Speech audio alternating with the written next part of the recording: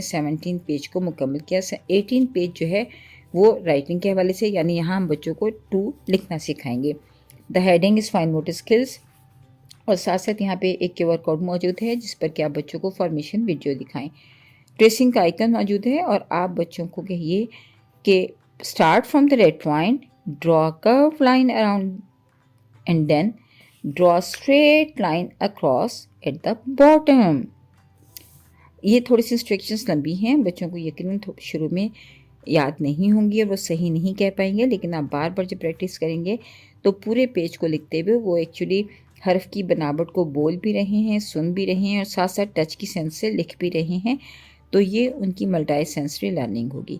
So again start from the red point, draw curve line around and then draw straight line across at the bottom. तो इस तरह बच्चे जो हैं वो टू को लिखना सीख जाएंगे। शुक्रिया। Start from the red point, draw a curved line around, and then draw a straight line across the bottom.